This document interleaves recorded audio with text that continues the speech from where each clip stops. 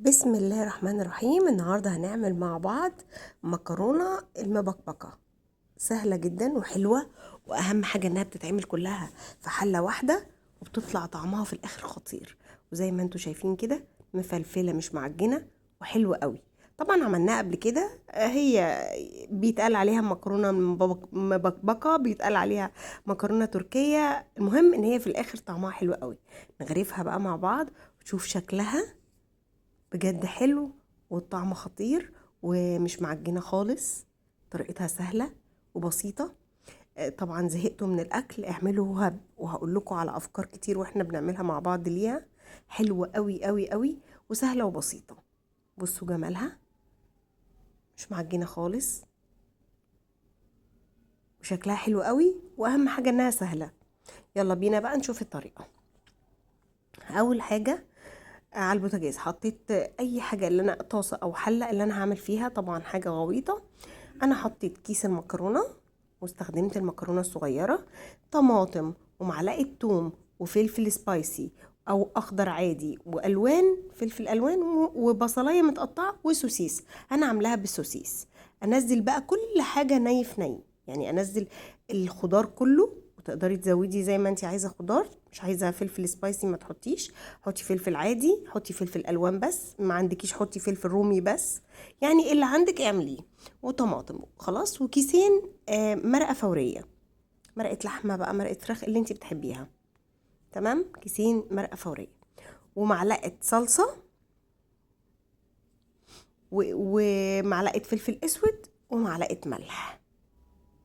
كده تمام، توابلي تمام وكل حاجه.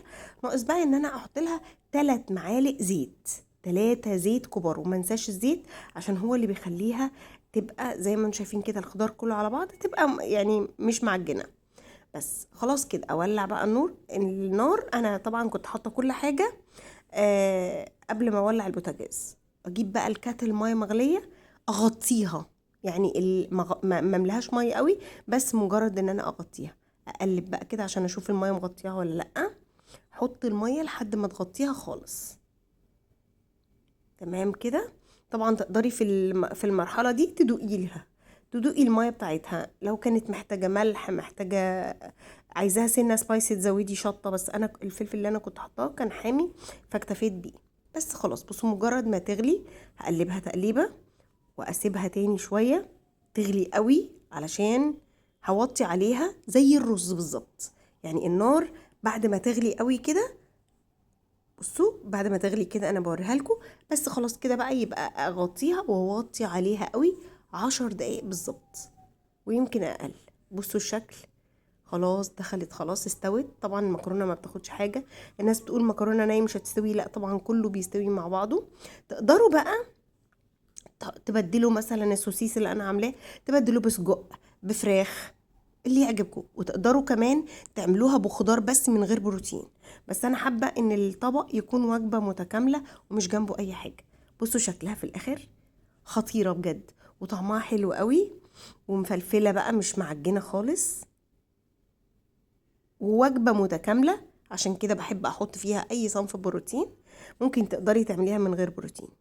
ولما غرفتها في الطبق، طبعا يعني شكلها حلو، تشهي وتفتح النفس. وزي ما انتوا شايفين اهو، هغرفها تاني. حلوة قوي ومفلفلة، والطعم حلو قوي. وبجد اللي هيجربها بالطريقة دي وما جربهاش قبل كده، هيدمن الطريقة دي ومش هيبطل يعملها. وجبة خفيفة ولذيذة وسهلة، وتتعمل بمنتهى السهولة، وطعمها حلو قوي. وتقدري تحطي فيها افكارك انتي بقى. واللي يجرب وصفتي بألف هنا وشفا ليه.